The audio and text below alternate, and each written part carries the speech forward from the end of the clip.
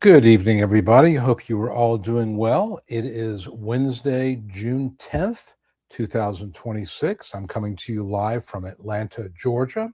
I'm Jonathan Ginsberg, Social Security Disability Attorney. I represent clients in all 50 states. I'm able to do that because disability hearings are done, for the most part now, virtually by telephone or video. I do speak with clients all over the country. I deal with judges all over the country. Got a pretty good sense of what seems to be working these days, and I'm happy to share that with you.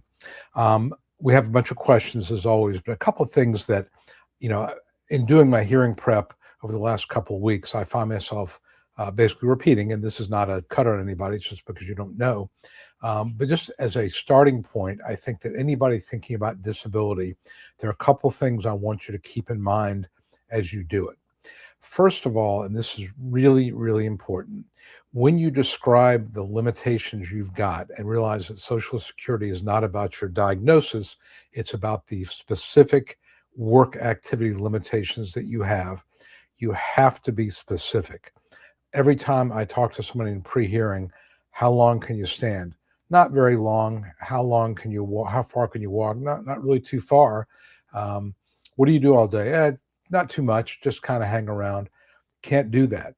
You've got to be very, very specific. And one of the things that I do in prepping my clients is get them to think about specifics. How long can you stand? 10 to 15 minutes. How long can you sit in an office type of chair? 10 to 15 minutes, 5 to 10 minutes. How much can you lift frequently? And again, frequently means 2/3 of the day. How much can you lift occasionally, 1/3 of the day? People a lot of times overestimate what they can do, or they say, I haven't thought about it. A gallon of milk is 8 pounds. So you want to have answers to these questions. And again, I'm sure other attorneys do it as well. We go through all these different things that you're going to be asked, and whether it's at the initial recon stage when you're filling out forms, whether you're at a hearing, you've got to be very, very specific about your limitations. You want to eliminate not very much, not too far, not a lot, it depends. Eliminate that from your vocabulary. Can't think that way. Second point is think about what your capacities are in the context of a work environment. Now, you may not have been working for 2 or 3 years. If I say to you, how long can you stand? It's not at home leaning against the wall. It's in a work environment where you might have to be doing something. Or if how long can you walk? It's not walking to the mailbox and stopping every 30 seconds. It's a brisk, purposeful walk at work. And that's the way you have to think about it. So many times, when someone tells me what they can do, they overstate it because they're thinking about it in terms of being at home once a day. That's not the way you have to think about this. This is doing something in a work environment where you're not at home, you're under a certain amount of pressure, you have certain obligations to get things done, and you've got to get it done in a timely manner. So be very, very specific about that, about the things you can and cannot do. And again, your attorney will go over specific things that are going to be asked at the hearing. And like I said, sitting, standing, walking, lifting, these are always going to be asked. So you want to make sure you can answer those things. Other things I might ask would be crouching, crawling, kneeling, stooping, getting on the hands and knees and getting back up. Can you do these things? All these things translate to work requirements. And if you can't do them, or it takes a great deal of difficulty, that's a work problem. Climbing stairs, uneven terrain. These are all things that you might have to do at work. And so we need to know what your capacity is. We're painting a picture.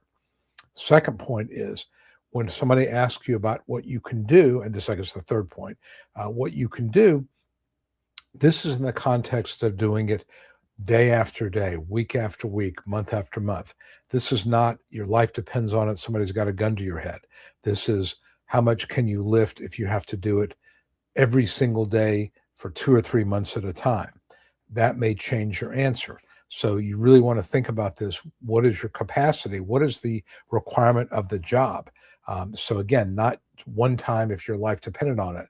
This is over and over and over, day after day, in the context of a work environment where you may have a good day, you may have a bad day. What can you reliably agree that you could do?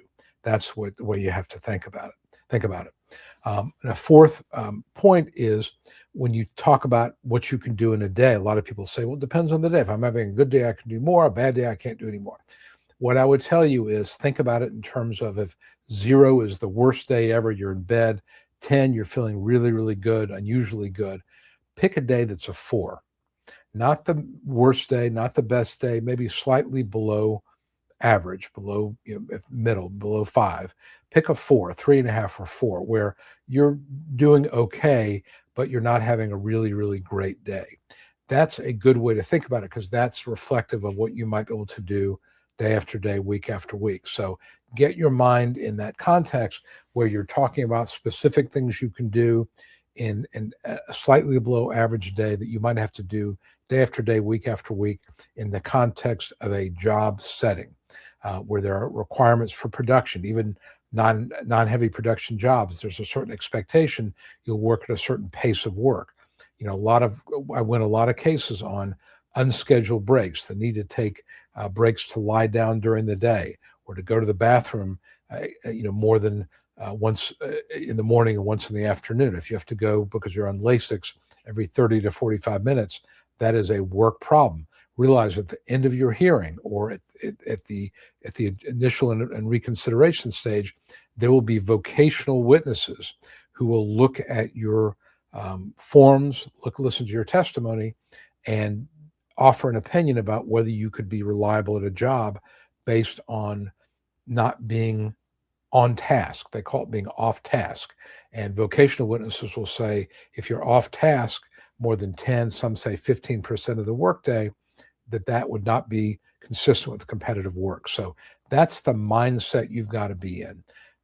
I really try to hammer this home with my clients so that they don't get into a situation in a hearing where they're talking about what they can do at home when they're relaxed and comfortable in their slippers. This is wearing work clothes. This is wearing work boots or shoes that you'd wear to work, not slippers. This is not being able to take an unscheduled break whenever you want to lie down.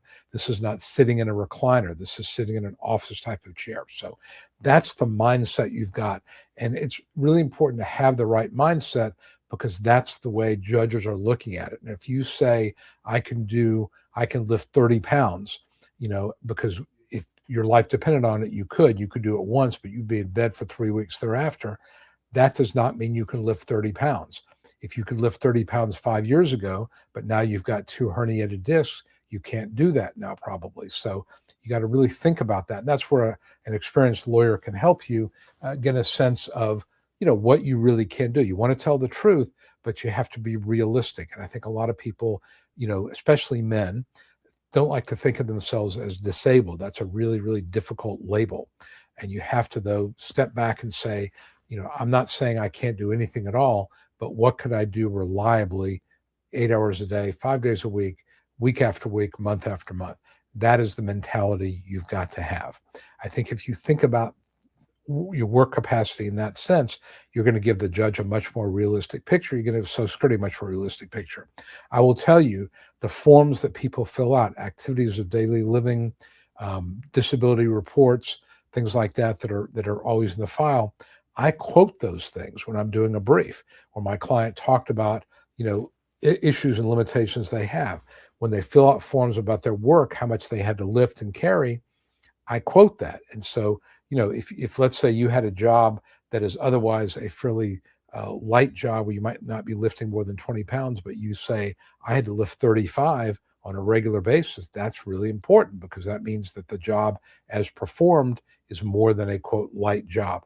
These are all just little things that added together can give me the ammunition I need to make a much stronger argument on your behalf. And this is especially true if you're over the age of 50, because now you have the grid rules. And I win a lot of cases on the grid rules for people over 50 and over 55, because I don't have to prove as much, but we have to have the evidence there to make our case. So enough said about that, but I just wanted you to kind of get in the right mindset. And I think sometimes I don't say it enough, the importance of thinking about your capacity in the context of work, in the context of doing something week after week, month after month. So I hope that this has been helpful to give you some idea about how to do that. Okay, let us go to some of the questions. Um, Okay, this is an interesting question, and I'm going to answer it because this kind of goes to some of the definitions that Social Security has. If at 55 years plus, now we're talking about the grid rules, you can be found disabled and still do light work. And what this person is talking about is, if you look at grid rule 202.06, for example, it says that you are disabled if you're limited to a light functional capacity, light defined as standing and walking 6 hours a day, lifting 10 pounds frequently, 20 pounds on occasion. So if you can do light work, um, if you're able to do that and you have no transferable skills, okay, the work you've done is either much more physically or mentally demanding, you don't have transferable skills, then you're found disabled. The word severe is a term of art in Social Security. Social Security uses something called a 5-step sequential evaluation process to evaluate claims. Step 1 is, are you working? Step 2 is, do you have severe conditions? And severe conditions used to mean pretty much anything. Now it means, do you have a diagnosed condition where you've had some level of treatment?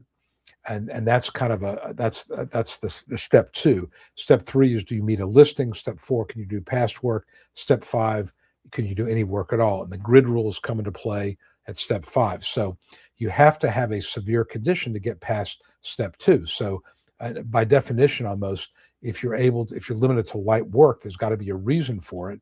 So you have to have some condition, which is likely going to be musculoskeletal. And by the way, the grid rules only apply to people with physical limitations. So if you have knee problems, if you have back problems, if you have a disease like MS, these are things that are going to limit you to potentially a light RFC, residual functional capacity, but you have to meet the severe standard first.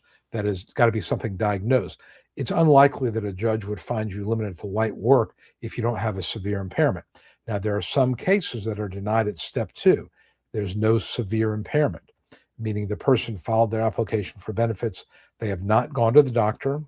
That should tell you you've got to go to the doctor, you've got to have a diagnosis. And there's really nothing there other than your complaints. I have severe back pain, but I've never had an MRI. We don't have any idea why. I have severe headaches, but I've never been diagnosed with migraine syndrome, or there's never been a brain MRI. So if it's not severe, you're not going to even get to the grid rule part. So the severe requirement is step 2 of this process, and it just means you've got to have some formal diagnosis, some explanation as to what is going on. Doesn't mean it has to be disabling, because you could have a lot of severe limitations that on their own are not disabling, but when you combine them together, they can be disabling. So again, you may have a bulging disc, which limits you in terms of lifting and standing. You may have bone on bone in your knee, but not quite ready for a knee replacement. You may have diabetes that requires you to, I don't know, you have neuropathy and it makes it difficult to hold things. Your blood sugar is not fully well controlled. And so you may have to use the restroom a lot, because people with diabetes a lot of times have excessive urination, excessive thirst. None of these individual things might be disabling, but when you combine them together, you start chipping away at the jobs that exist out there. Further, I will tell you that even non-severe impairments, things that there is, in the state agency, the people at Initial and Recon, they may decide, well, you're diabetes, you're diabetic, but it's under control. But occasionally your sugar may go too high. Even non-severe impairments, if they have functional issues arising from them, can add to the profile. So I always make an argument in my brief that my client has, Social Security's decided they have the 3 or 4 severe impairments, musculoskeletal, diabetes, they may have migraine headaches, they may have some GI problems, GERD, for example, but then they may have some non-severe impairments that might cause some limitations, but nothing that would, really interfere with their work. They may have, again, occasional, I may have already mentioned migraine headaches. Let's say they have occasional migraine headaches. That may be deemed non-severe, but it can be a factor, not a huge factor, but it adds to the list. So the answer to your question is that you have to get through the severe stage, that requirement first. Then once you've got that already decided that you've got severe impairments, now we look at how those severe impairments limit you from working. So I hope I explained that very well. Okay, David, how are you doing? You were approved, and I looked at your file right before we got on. I believe that you were, they gave you an interim approval, and I think it's 11 months where you were shortchanged. They found you disabled, but 11 months after your onset date. And I think it's in quality review. Is it possible that quality review can change that? It's possible. It's not likely. We will have to decide whether we want to appeal. And I do this, I'd say, 15, 20% of the cases I get approved at initial or recon, we end up having to appeal because the onset date was changed. In 11 months, we have to look and see how much money is involved. I had one the other day where my client was over 62, had already claimed early retirement, and the difference between early retirement and full retirement was like $120 a month. So the difference in onset, by changing the onset, it was going to amount to about $5,000. Do we appeal that? Probably not. My feeling is, is it worth risking the whole thing for $5,000? Some people may say yes, but I think you have to really think about that. If you've been found disabled at age 63, for example, now your monthly payment gets bumped up to the full retirement amount. You get some past due benefits. Does it really make sense to roll the dice to try to get that extra year? Maybe not. Again, we'll look at that. That's something that I always send out a detailed analysis to my client. And David, I'll do that for you as well, to explain, what are the things we're looking at. I've had situations where the change in onset means 50, 60, $100,000.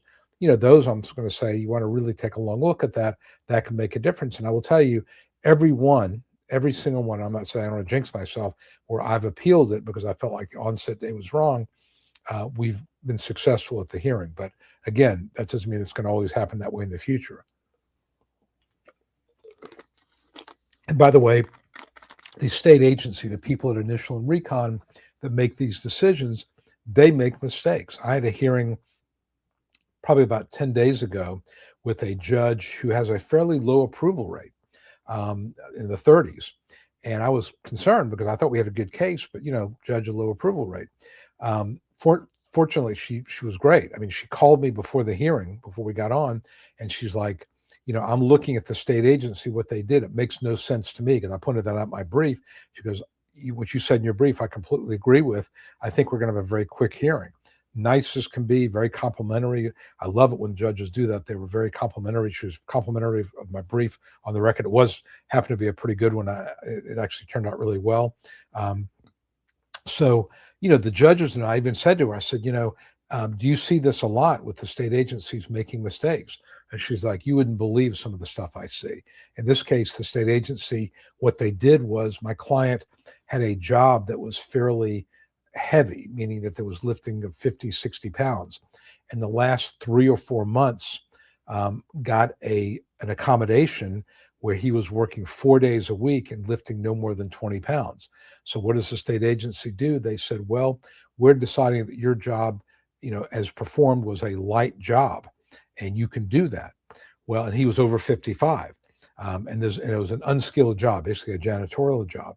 Well, the problem is, A, he's doing it 4 hours a day. It's not full-time work. B, it was only for 4 months. And C, it was an accommodation. And the real job was being done at a medium to heavy, lifting up to 100 pounds, doing 8 days a week. And he couldn't do it. So, they just decided on the wrong job description to talk about his past relevant work. So the judge is like, I see what you're saying. They just basically made up a job, based on his accommodated job. And that's not past relevant work. And I agree with you. And so, we got to the hearing, and the judge asked my client a couple questions and went right to the vocational witness and said, are there any transferable skills from this janitorial job to anything light or sedentary? And the answer is no. And so she's like, okay, we're going to approve this case on the grid rule, which is the way it should have been. That was the argument I made. So they make mistakes at the state agency. I just say that because just because they decide to change the onset date doesn't make it right. And I suspect there's a lot of pressure being put on some of these adjudicators because you probably have read this. Social Security, the trust funds are running out of money. I think it's 5 or 6 years now. And although I read today where the disability trust fund is actually in better shape than the retirement one, but they're going to have to do something, whether it's going to be raise taxes or change the retirement age. But they know this is coming. And the one thing politicians do not want to do is anger the AARP. And they know that if they have to raise the retirement age or they change the wage, base for Social Security, it's going to upset a lot of people, in the AARP, a lot of voters. And so they're going to look for any way they can not to do that or to push it off. What they're going to end up doing, I'll tell you, is they're going to change the rules for people in their 40s so that they can make up the fiction where we've solved the problem because we're now addressing life expectancy and all this type of stuff. And my kids and your kids perhaps are going to have to deal with this in 20 and 30 years when they run out of money again. And they just keep pushing it off and pushing it off. And they use accounting tricks to say, well, based on the long-term money coming in, because we now raised the retirement age, we changed the wage base, or whatever, we're going to have enough money. We're just going to borrow more money against that, but now we can make it work on paper. It's kind of a BS way of doing it, but that's what they're going to do. I do think they're probably going to raise the retirement age. I think they're going to change the wage base, depending on the makeup of the Congress or the executive. It could be they may raise it by $20,000 or $30,000, or they could take the cap off entirely. Who knows? But there's a lot of people who have a lot of vested interest in them not doing that. So we're just going to have to see. Okay. Mark, we have our hearing. I believe it's on July 2nd, if I'm not mistaken. Let me just take a look here. Yes, it is July 2nd. And we will be, of course, talking. I'm working on the updated brief. Good news here is the judge assigned to your case has a much, much higher approval rate than the judge assigned to the case the last time. And that's the one thing when you go to the appeals council, it takes a long time and judges move on. They retire, they get transferred. And so the judge that decided your case the last time had a very low approval rate. This one has a much higher approval rate. And again, I know one of the things we got to deal with is onset date. We're going to talk about all that kind of stuff, date last insured. But at least we have a more reasonable judge. But yeah, we'll be talking and we'll be discussing our strategy for presenting our case. But so Mark points out that the appeals council we appealed it to the appeals council and they saw an error in the judge's analysis and they sent it back. And now we have another hearing, another bite at the apple. So hopefully we're going to get better results this time than we did the first time. Okay, LMA, currently in SSD, I had a best reach regarding what constitutes income, its unique situation. You can email me at Jonathan at ssdanswers.com. I will try to get back to you. Honestly, I get really, really busy with my hearings. And, if it's something I can answer quickly, I'm happy to do that. Otherwise, there are other people out there who, can answer questions like that. I think I always draw a blank on his name, the Disability Yoda. He's a good one. Why I just have so many problems with him. Greg Brinkley, my buddy Greg Brinkley. Greg has been on the live stream before, but Greg at gregbrinkley.org. If I can't get back to you, might be somebody to ask. He used to work for Social Security. There's a couple other people out there. Anyway, but yeah, you email me, and if I can't help you, I'll try to get you somebody who can. Generally speaking, I know people ask questions about passive income. If they inherit money, that's not going to count. If they have dividends from a stock, that's not going to count. If they have real estate earnings, as long as they're not doing anything other than kind of minimal, keeping an eye on things, that's not going to be earnings. They're really looking at W-2 type of earnings or activity that is where you're physically doing some sort of activity kind of day after day. So, if you're earning money, but really not doing very much, it's just, you're cashing a check or you're keeping an eye on, money coming in, getting dividends, that's not going to be earnings, if that helps at all. Kevin Johnson says, hello from Morristown, Tennessee. Do we have Spectrum cable? We might. I don't know. Now, if you watch this for a while, about 2 or 3 weeks ago, I was having a heck of a time with Comcast, and what the issue was is they put a business modem on my home. This is my home office, and they put a business modem on it and didn't change the settings, and so it was dropping off. It was terrible, and so I called and I called and I finally got to a human being who had some clue, and he's like, just put your own modem back on there. And I had my own modem, and I did that, no problem. I didn't have any problem last week, so I'm hoping no problem this week. But Comcast. What I'll say about Comcast, and there's a lot of people out there who have had experiences with them. They can be a nightmare getting things set up, getting them to show up when they say they're going to show up, getting the cables set up, doing the things you're supposed to do. It can be a nightmare. They're not very good with customer service. But once it's set up and it's working, it tends to work really well. So it's just a matter of getting past the setup part. And my situation was just one where I had, somebody had pitched me on a faster internet, at the office. And I said, well, I really don't, I need it at home more than the office because I do more videos and things like the year. Oh, we can set it up for you at home.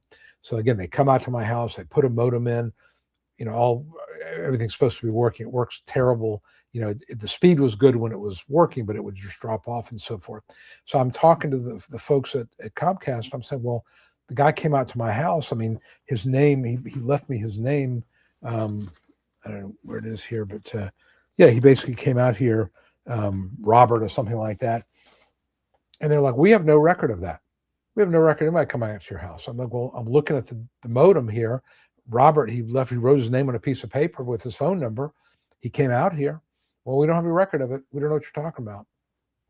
So that's Comcast. So that's what you got to deal with sometimes. So anyway, but hopefully, I don't know how Spectrum works, but who knows? But we might have it here.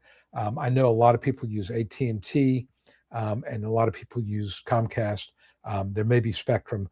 I know that depending on and I think Google Fiber has been kind of sniffing around as well.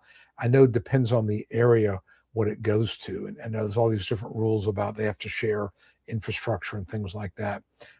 Hopefully at some point, we'll get to the point where everybody's on fiber optic, and we won't have these problems anymore. And look, it's a lot better than it used to be. I mean, credit's due. It's a lot faster.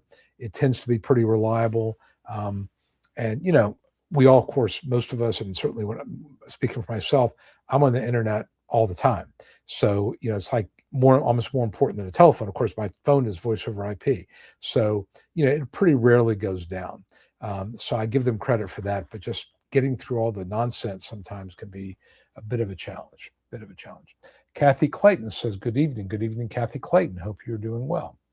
Hakasad is a regular here. I am pro se and completely deaf in one ear, reduced in the other. Can I request written VE interrogatories? If granted, will my hypothesis be presented ahead of time to the VE? Is this a double-edged sword?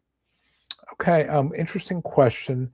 They're supposed to make an accommodation for you. I think you probably could submit written interrogatories to the VE. I suspect they would, they would be presented ahead of time. Normally, people ask for hypotheticals to be presented afterwards, but certainly you could present it beforehand. Would the judge give it to the VE ahead of time? Very possibly. Is that a double-edged sword? Yes and no. I mean, again, the VEs are going to have most vocational witnesses, that's what a VE is, who appear at the hearings. They're on a panel. They're not there to hurt you or help you. They're there to describe your past work and what you might be able to do. They're using certain resources. They all have a list of jobs that they can always turn to, whether it's unskilled jobs or, semi-skilled jobs. And so they're going to have 15 or 20 jobs that they're always going to turn to. I mean, at the end of the day, you want the VE to say there's no jobs. And again, if you're hypothetical, your interrogatories offer very, very limited, the person needs to be off task 15% of the time. The person needs to take unscheduled restroom breaks, twice an hour. The person cannot be around, and again, you can add this in there, cannot have a job requiring any sort of, that requires understanding customer requests because of hearing loss, does not require stereoscopic hearing, um, you know, in noisy environments where you couldn't hear. You can put all that in there, and you can create a hypothetical that will result in the answer, there's no jobs. I mean, no question, you could do that. The real question is the judge going to buy into your hypothetical, and is that going to be reflective of what he or she decides is your RFC, your residual functional capacity? So I would say, come up with 2 or 3, maybe 4 hypotheticals. You want to make sure that you put in there things that are going to result in no jobs, that are going to basically take you out of the workforce, and hope the judge buys into it, hope the evidence is clear on that. But if you're concerned about doing it live, then submit it ahead of time and let the chips fall as they may. Dimple, how are you doing, Dimple? You've been here before. Good to see you here. Ron is in Arlington, Texas. I hope things are good in Arlington, Texas. I think I've been to Arlington, Texas once or twice. Kathy asks, when describing your functioning, how would the judge determine your limitations based on your medical records, how you describe your limitations? It's going to be a little bit of both. I mean, I would tell you the medical records are probably more important than what you say. That's why it's important when you go to the doctor to let the doctor know about the specific issues you struggle with. So that gets in the record. If you can get the doctor to complete a functional capacity evaluation, even better, because that turns those limitations into very specific things that a judge could use in a hypothetical to the VE. So, the RFC or functional capacity form might say that you need to take unscheduled breaks every 30 minutes, or you can't lift more than 10 pounds. That's helpful limitations to have in a hypothetical question. So good judges will listen to what you have to say. They will look at medical records and a good judge will realize that medical record doesn't always tell the full story. You've heard me talk about this before. A lot of times when you go to the doctor takes a history, gets into the computer, and the next 3 years, that history doesn't change, even though your condition may have changed for the worse. So, if you see that where the doctor has not changed anything in terms of history, you could raise that. Of course, you can ask your doctor to make that change. But I've had situations where, the doctor puts it in the computer. It's 3 years down the road, 4 years down, that has not changed. My client's condition has gotten worse. Doctor refuses to change it. So what we'll do is I will have my client write a letter to the doctor and put it in the file. Dear Dr. So-and-so, I'm reviewing the history, and this is something I gave you 4 years ago. This is my current capacity. So you have that part of the file, or you do a form 795, SSA 795, where you basically say the doctor said this. It's basically, in the computer record, but the reality is this. And non-medical evidence, your testimony is evidence. Judge can choose to believe it. And if, everything else lines up, I've had judges discount what medical records say because of the computerization of records or because of doctors refusing to change things. And judges will go with what you say if you're otherwise believable. So, but I'd say if I had to give you percentages, 75% what's in the record, 25% what you say. Medical record is going to be more important. It's just because judges just feel like that is a medical assessment from a disinterested professional, as opposed to you saying it where you have a vested interest in maximizing your symptoms. Focused lady, what is the SSDI process for a 56-year-old person with a muscle disease where bone fragments grow inside muscles affecting walking, breathing, grip strength, and digestion, especially after a feeding tube? Okay. I think that, right away, I'm thinking grid rule, because realize if you're 56 and you've got a limitation on your physical capacity, which you do because your muscles are affected and your ability to lift and carry and stand and walk, look at my website, gridrules.net, and look at the light grids, the 202 grids, and you'll see that even if you can do light work, you can be found disabled, assuming no transferable skills or no past work. So right away, I think you have a grid rule argument, probably 202.06 or 202.04. And then you have some of these non-exertional issues like digestion, maybe getting short of breath, that would erode any skills that you might have and the transferability thereof. So, for example, if you had worked in an office environment where you were an executive secretary, I'm just going to make something up there, and because of your digestion issues, you were not able to focus and you had to go to the bathroom, you know, at unscheduled times every 45 minutes. And if you got nauseous, where you would have to, either throw up or you had to take medicine that had side effects, these are non-exertional. They're not based on your physical issues, but they would limit your focus and concentration. So the skills you have as an executive secretary, organizing things, multitasking, maintaining somebody's schedule, these are all things that wouldn't be possible if you're nauseous and sick to your stomach, most of the day. If you have to run to the bathroom and you've got diarrhea, or if you have, severe indigestion and you can't focus, you got migraine headaches.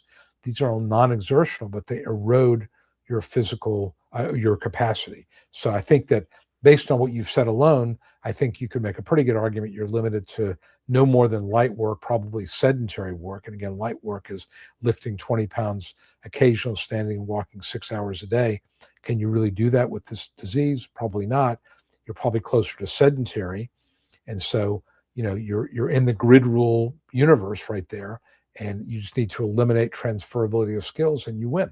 So that's how I would look at that. Okay, so I think this is Hakasad was asking about giving the VE too much time to respond. I think that a good VE is going to respond anyway. We're not there this is not about tricking a VE. This is, if the hypothetical question you give, there's no jobs that would fit into the hypothetical, the VE can have, 6 weeks, you're not going to find one. So when in VE testimony, let me put it this way, the question is more important than the answer. I can get any answer I want from a VE if I make the question, limiting enough. So that's really the point, is that your question needs to be limiting enough and restrictive enough to eliminate all jobs, but it also needs to reflect your medical record. And so the judge will buy it. Bala, hello from hot New York. Well, I don't know if you're watching the Knicks game. I know a bunch of people are. I have a buddy of mine, one of my tennis buddies. We played last week, and he works for a big company, and they somehow got tickets, and he's up there for a family event, and so he managed to convince him to let him take his client to the Knicks game. So he just sent me a video of, it's a mob scene, obviously, at Madison Square Garden. And I joked with him, I said, I'll look for you on TV. Of course, the place is full. But I've never seen actually an event at Madison Square Garden. I'm sure it's pretty crazy. But the Knicks are for real this year. The Spurs, if you're not a basketball fan, the Knicks are up 2-1, best of 4 series. This is a home game, so if they win, they go back to San Antonio. The Spurs have Victor Wembanyama, who's sort of like a very young, phenomenal, I think he's 7'2" or something. But the Knicks have a really good team as well. Ironically, the Atlanta Hawks, were the only team that actually beat the Knicks a couple of times in the playoffs. They ended up losing, of course, but they did beat the Knicks. So this may be the Knicks year. And, it's, I used to follow professional basketball a lot more than I do now, but it's exciting. I mean, these guys are amazing athletes. And if you're a basketball fan, this is an exciting time to be a New York Knicks fan. So, and you said hot, I'm assuming it's warm up there, because it's certainly warm down here.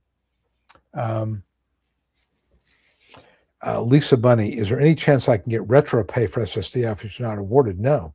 I mean, if you're not awarded benefits, there's no retro pay. Or if you're awarded benefits, but they change the onset date to within the 5-month waiting period, there's no past due benefits, then no, you don't get paid.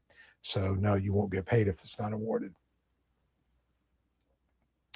I can do it all, so I can't get it. Okay. Okay. All right, so Lisa points out that getting SSDI was going to save your life, but it's caused other problems. Medi-Cal, which is a California medical insurance, was cut. Got to pay for meds now. Food stamps were cut. Yeah, because you got now more money coming in. And there are other programs for low-income people that if you're getting $1,800 from Social Security, in some cases that can reduce those other benefits. Look, one of the big issues I see is, if you get on disability benefits, you become eligible for Medicare 2 years after your first payment. So you got to factor in the 5-month waiting period. That doesn't count. Then 2 years after first payment. So a lot of people, their first payment, if they got, let's say they got approved as of last year sometime, their first payment may not be until 2028, late 2027. That means they got no medical insurance until then. They're getting benefits. They're getting SSDI, so they won't qualify for Medicaid probably. But they have no money coming in, yet they're supposed to go to the doctor, and they need to go to the doctor. One of the things that they need to really fix, in my opinion, would be, just like with SSI, Medicaid is available immediately. SSDI, they need to make Medicare available immediately, because you're finding somebody disabled, but you're cutting off their access to medical care, and then you review them and say, well, they didn't go to the doctor. Well, of course not, because they have no medical insurance. So it's just a mess there. All right, Sunshine says, I've completed a mental health CE. I was informed yesterday I may have to see a doctor for a physical exam. I want a feeding tube and have trouble walking. I don't understand. And diagnosis is starvation ketosis. I would probably tell you to reach out to the adjudicator and just say, look, I'm on a feeding tube. I have a difficult time traveling. Can we do this appointment virtually, or do you really need to do it? Look at my medical records. I think if you're on a feeding tube, almost by definition, you're going to be disabled, because, being on a feeding tube is probably going to be a distraction at work. And again, I don't know if it's always attached to you, if you put it on only a couple of times a day, if it interferes with your nutrition, I don't know. But, it seems to me that would be indicia of a fairly severe problem, starvation ketosis. I'm not familiar with what that is. Let's just see if I can look that up real quick. It's a metabolic state that occurs when the body runs out of carbohydrates and stored glycogen, forcing it to burn fat for energy. It can be dangerous if prolonged, can cause malnutrition, and it can cause problems with your kidneys and your liver. So again, it's a serious condition. I kind of get the sense just from looking at it that it depends on how long you're in this state and whether the damage is permanent. And, so again, these are things I can't really answer, but, if you have trouble traveling because of that particular issue, the mechanism of feeding, I would reach out to the adjudicator and say, this is problematic for me because traveling is difficult for me. And even taking a car is a problem. But again, I don't know what the practical implications are. Christy says, are you planning on guests? Yes, I have. Spencer Bishens will be here in 2 weeks. If you don't know who Spencer is, he wrote a book about, secrets to getting on Social Security disability. He used to work for Social Security. He was really a lively guest. I mean, he's very opinionated. His opinions are a little controversial, but very high energy. And he'll be on in 2 weeks.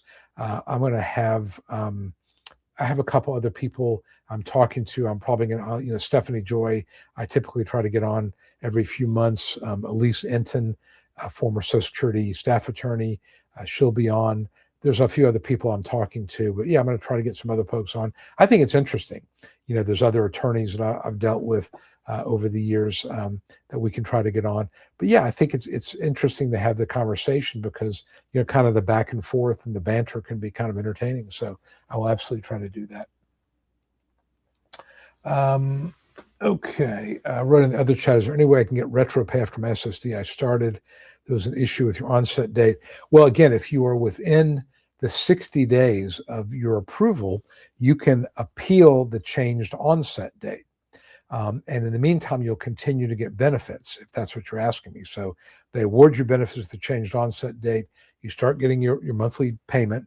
Then you, within the 60 days, appeal. You continue to get your benefits, and you can appeal the onset date.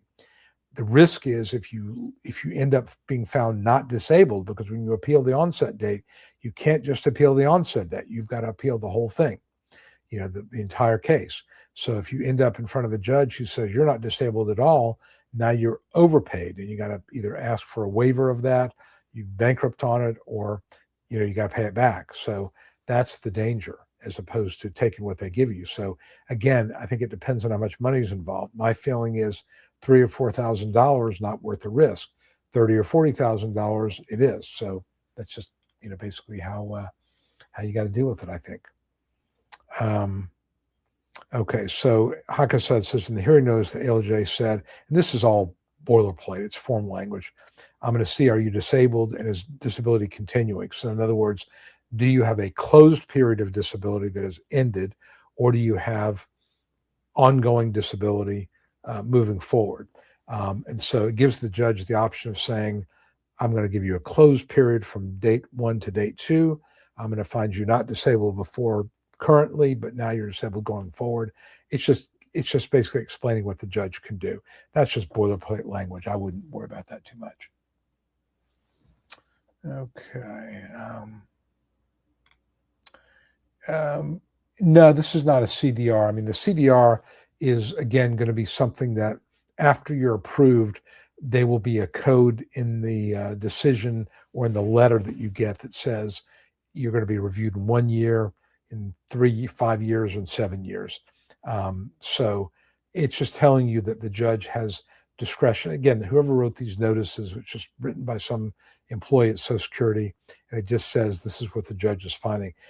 Realize that in the law in general, an administrative agency, in particular Social Security, and there are other agencies as well, they need to give you notice as to what you're going to be evaluated for, what the issues are.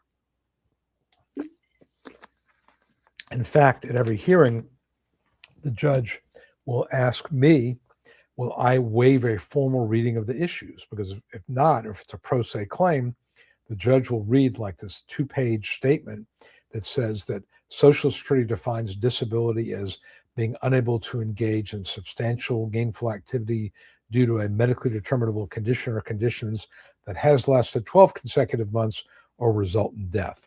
And then it'll go through a bunch of other, legalese. When I'm representing somebody, I will explain all that to them in English.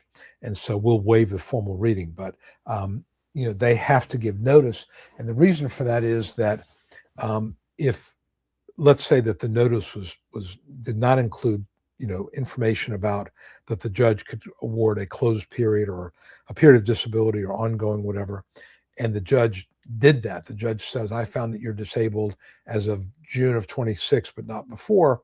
You could theoretically appeal saying, I was not given notice as to the nature of this inquiry, and so I couldn't properly prepare for it.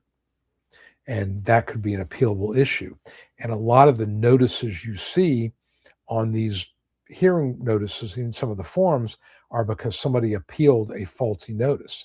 I'll give you a more recent example. There is a ruling, 14, I forget what it was, 19 something P, but basically it talks about vocational witness testimony.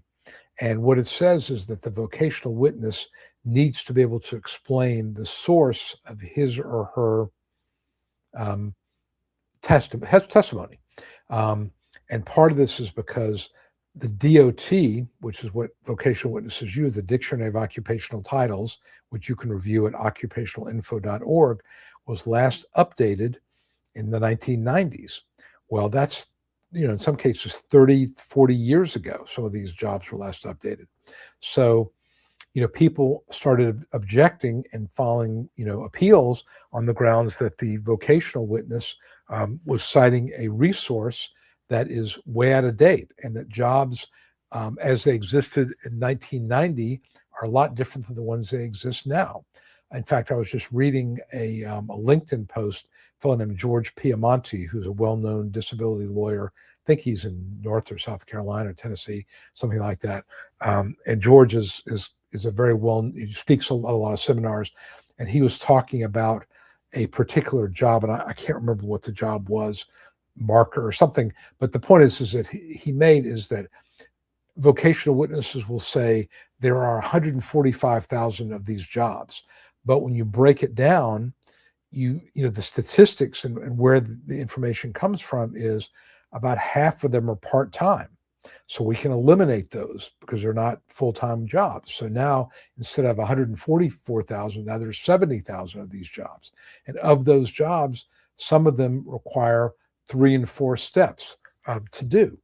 And so now these are not unskilled jobs, these are semi-skilled jobs. So he just went through this analysis, and he went from basically being 144,000 down to maybe 6 or 7,000.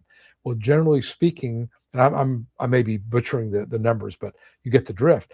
And the point here is that generally speaking, if there's less than 20,000 jobs nationally, you can make an argument that there's not a sufficient number of jobs to constitute, employment that they can deny a case on. They can say, for example, if there are, 30 typewriter repairmen or women in the United States at this point, you may have the skill to do that, but the reality is there's no demand for being a typewriter repairman, right? Everybody's using computers. So that job may exist, being an elevator attendant may exist, but there's so few of them that they don't exist in sufficient numbers in the economy to be relevant. And so, George's point was that a lot of times vocational witnesses will come up with job numbers that are faulty because they're using incorrect data, or they're assuming a lot of things about the data they're using. And if you dig into the data, you can cross-examine them by saying, isn't it true that half these jobs are part-time? And isn't it true that the SOC says this? And if you've got that information, you can cross-examine them and say, well, this resource says that half those jobs are unskilled or are part-time. Are you disagreeing with the Department of Labor on this, or whatever the institute, the authority is? And you can basically, cross-examine a VE, which again gets to the question of how aggressive you want to be in cross-examining VEs. And, there are attorneys out there who take it, believe very strongly you should aggressively cross-examine VEs. There's a gentleman named Larry Rolfing, Rolfing, California Social Security Disability Blog, I think is his website. And he is sort of the dean of this, where he explains in great detail how you can basically cross-examine a VE for just about every job and show that their testimony is not valid. And, statistically, it is, you can prove that there's not enough jobs that exist that shouldn't consider them.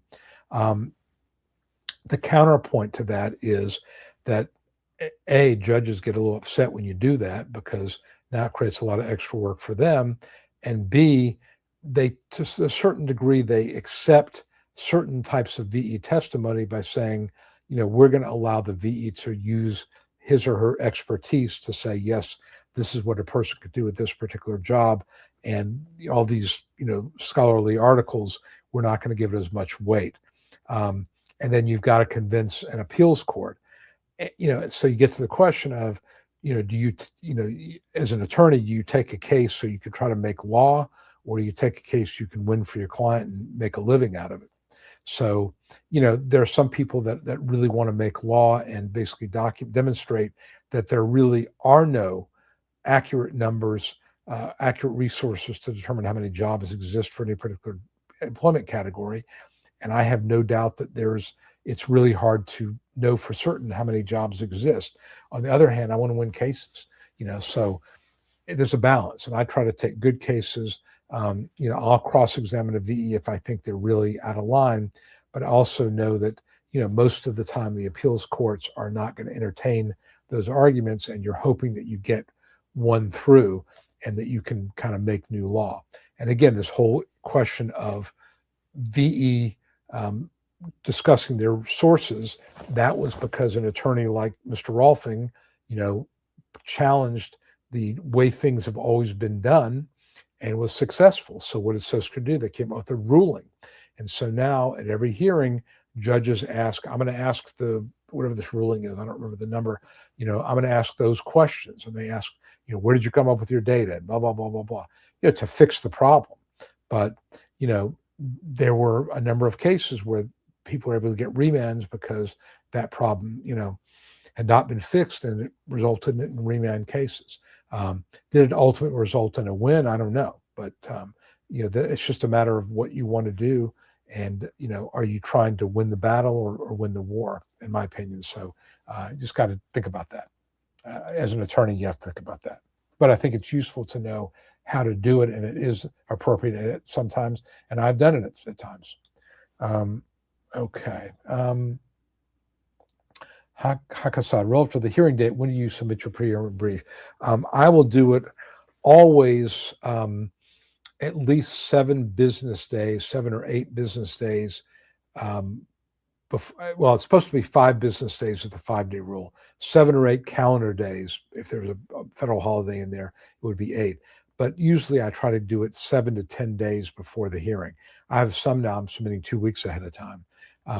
So I try to get it in at least a calendar week beforehand, because the 5-day rule, there's a rule Social Security has that all evidence needs to be in 5 days before the hearing, 5 business days. It doesn't speak to briefs. So arguably, you could submit a brief the day before. I did have one judge say to me, you're supposed to have your briefs in 7 days business or 5 business days ahead of time. I wasn't going to argue with him, but that's not what the rule says. But I do it anyway. I just want to give them time to read it. And I think that doing a brief for me is, and like I said, I'm putting more effort into them because I think that it's helpful when we really understand my case. It really demonstrates to the judge you're prepared. And I think that it basically is sending a message. And I think it's an important message to send to a judge that, you are ready to go and you're not going to be bullied. Because some judges like to do that. Tina says, I don't know if your office gets notified of the steps of an application. I want to let you know my application went to step 3 of 5. Tina, I have talked about this in other live streams. I'm not sure that those steps you're seeing in your My Social Security mean anything. It may be roughly correspondent to the adjudicator has gathered information and has sent it to an in-house medical specialist.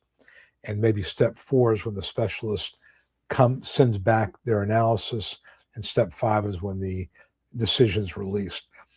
The problem is there's no specific time frame associated with step 3 or step 4, and it depends on the adjudicator updating it. It just means that it's been processed. That's really, or it's in process. It's not something that I would be too worried about. I just think that it's just a way for Social Security to keep people, engaged in the process and to feel like they're getting, some responses to what's going on. But it just means it's moving along. But it can be in step 3 for 6 months, or it could be 2 months or 3 weeks. It just there's nothing that's gives you any kind of assurance on when it's going to mean anything. 4 o'clock asks, is this condition, what was the starvation ketosis? Is that similar to stiff persons? I don't think it is, but I would defer to Focus Lady on that. Stiff person, I've had a couple of those cases. That's where basically the person just, loses flexibility. And it seems like it's more of an autoimmune condition. Actually, I've had a couple of those. Those all got approved early, interestingly enough. I didn't have to go to hearings on any of them. So obviously, Social Security feels like that must be a condition that is deserving of an early approval. Can you talk about the appeals counsel after fully favorable? How long does the counsel take a review? Well, after fully favorable, generally the appeals counsel is not going to be involved. I mean, you would appeal an unfavorable decision. There are a few times when the appeals council on its own or quality review on its own will look at a favorable decision to decide it needs to be revisited. Pretty rare. But when it does happen, it's usually a 4 to 8 week process, but it's really, really rare. I think they realize that Social Security realizes that if you release a fully favorable decision and then you come back a few weeks later and say, "Oh, just kidding, you're really not disabled," you're going to make a lot of people really, really upset, and they're going to contact their congressperson, who's going to call up Social Security and yell at them. So it doesn't happen very frequently. I hope it didn't happen to you. Lisa Bunny says, "I'm legally blind, completely blind in my right eye and limited in your left with a growing cataract. Medi-Cal will not pay for you." And that's obviously because you're on Social Security disability. You might look to see, is there anything you can do estate-wise to create a trust or something to receive your money? But yeah, this is the problem, that when you start getting money, some of these programs that would be you'd be eligible for based on very low income are no longer available. April says, "Toppin, thank you for helping me win my ankylosing spondylitis case of the hearing a couple of years back." My pleasure.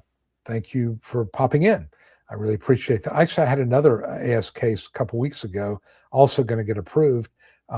If you don't know what ankylosing spondylitis is, rather, it is an autoimmune condition where the bones fuse kind of on their own.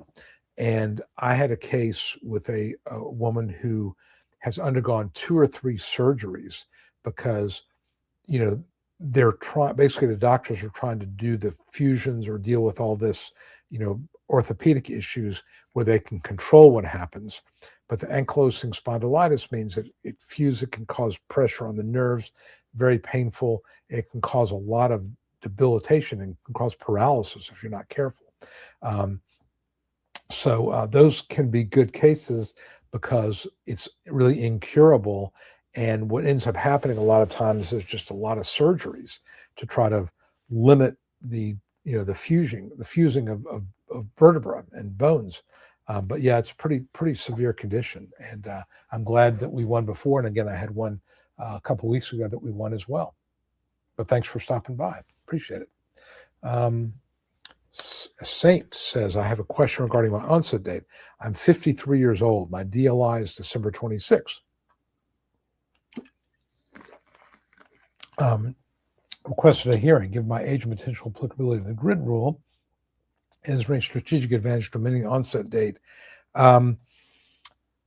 Well, I mean, if you're 53, what are you going to amend it to? I mean, the reason to amend an onset date would generally be to get you to 55, let's say. For example, I have a case coming up in a couple of weeks where my client was 54, and because basically he turned 54 like 4 years ago. And when you apply for benefits, you only go back 1 year from the date of application. So if we change the onset to his 55th birthday, it will not increase or decrease the money he gets. It will not change it by a dime, nothing. So I said to him, and in my email to him yesterday, I said, let's go ahead and change the onset to your 55th birthday. Now we have the grid rules, the light grid rules that apply, and it's going to make it a lot easier to win. And he's like, sure. So we're going to do that. So in your situation, certainly you don't want to change the onset to anything after your DLI, but I wouldn't change it unless there's a reason to. I mean, the only reason to change your onset would be, A, if the medical evidence compels it. There's nothing, let's say you had an onset date of 2020. I'm picking a date, and there's no evidence going back that far, and you applied in 2024. So you're not going to get paid going back to 2020 anyway. So if the dollars don't make any difference, change the onset, make the judge's life easier. But a lot of times you change it to get to the 50th birthday or the 55th birthday or the 60th birthday. That doesn't seem to be the case here. So I wouldn't necessarily change it. Again, if you have an attorney, you can talk about, whether it makes sense to change it or not. But I don't see there's any strategic advantage to doing so. You're welcome, Lisa, and good luck to you. I'm sorry that your, Medi-Cal is not doing what they're supposed to be doing. It's very frustrating, I'm sure. Um, Explain the law as to why SSDI recipients have to wait 2 years to get Medicare. Not all can get Medicaid, correct, when they wait for Medicare. I have no explanation for it. It just is. I don't know. It's just one of these things where Congress decided in their wisdom that we're not going to let people have access to medical care after they're found disabled. Um, the only thing I can think of is, in early retirement Social Security, I don't think you get Medicare until a couple of years after you're eligible for early retirement, whereas at full retirement age, you get it right away. Maybe they're looking at this as something like early retirement. I don't know. There is no explanation. Your congressperson, it's a way to save money, but other than that, there's no explanation. Mr. Donnie Doomsday says, I had your PERK review. That's an income and resource review. Asking for a rental agreement on paper. This is normal and a good thing. Yes. If you get a rental agreement, that shows that you're not getting a gift and that you're obligated to pay it back. So it will result in less of an offset or maybe no offset to your SSI. So you definitely want to do that. An agreement to repay, if people have given you money, document that you've agreed to repay it. So again, it doesn't look like a gift. Jeff Brown says, had a workers' comp case just settled. I was told I had to wait 30 months before applying for SSDI because Medicare doesn't win the hook for a current bill. Should I go ahead and apply? So it'll take more than 30 months to get a hearing date. Okay, what you're talking about is something called a Medicare set-aside. And I think you need to really talk to your comp attorney about that. My gut would tell me no, because you're basically saying you're not going to try to get disability, and saddle Medicare with something that comp should be paying. Because what happens if you apply and you get approved right away? Now you're probably thinking to yourself, well, if it's going to be 24 months before I get Medicare anyway, shouldn't I just wait, 6 or 8 months and then file? Because if I get Medicare, there's going to be a 5-month waiting period, and you can figure stuff out. I've done that before, where we figure out the earliest date the person would get Medicare, and we file using that onset date. I think you could do that. But if there's a possibility you could be getting your Medicare within 30 months, then, and you apply, then what may happen is Medicare may say, we're not going to pay for it. Workers' comp, Medicare, it gets very complicated, but I would say talk to your lawyer about that. But generally speaking, what I do is I figure out what is the date of onset that I can use that's going to give me that 30-month window where Medicare is no longer going to be a problem, and the Medicare set-aside won't be an issue. I didn't give you probably a great answer, but that's the best I can do. But that's a complicated legal matter. Probably need to talk to your attorney. Bill Wise says, thanks for your videos. Absolutely. Great. I'm glad you got your approval. And I will ask you, if you don't mind, people do this a lot. They will give me a review. If the videos were helpful, please leave me a review. You can go to jonathanginsberg.com, or you can click there. But I'm glad. I think that, I actually get a real kick at when people send me letters or postcards saying that they saw the videos and they got approved. That's great. There's plenty of business. I'm busy as I can be. Plenty of business out there. I like, obviously, good cases, but if somebody can do it on their own, go for it. And I'm glad you did. Absolutely. Congratulations to you. Sunshine, you're very welcome. Mark and Cynthia, I'm 80% VA rated for PTSD and lower back condition, currently workers' comp. For my left shoulder was denied SSDI and advice. I think the workers' comp could be an issue because as long as you're getting comp benefits, that's going to offset any Social Security you get and past due benefits. So no lawyer is going to want that. Think about it. We get paid a percentage of past due benefits. If somebody's getting ongoing workers' comp benefits and I get in the case and I win, every month you're getting comp, you don't get Social Security generally because it offsets it. So there's no past due benefits. I don't get paid. So, I'm just not taking cases where I have no chance of getting paid. So that is an issue there. Assuming you get past that, the 80% VA rating is not binding on Social Security. I would probably focus more on the back issue. The PTSD might eliminate transferable skills and things like that. But I would say talk to somebody, talk to your lawyer about the workers' comp offsets. If you have a Social Security lawyer, make sure that he or she knows that you're getting comp, because that wouldn't be appropriate or fair not to let them know that. And I think that when you're developing your case, I would probably tell you to focus more on the physical than the PTSD. Hard to win a PTSD case because it's an invisible illness. And, unless you are pretty much non-functional,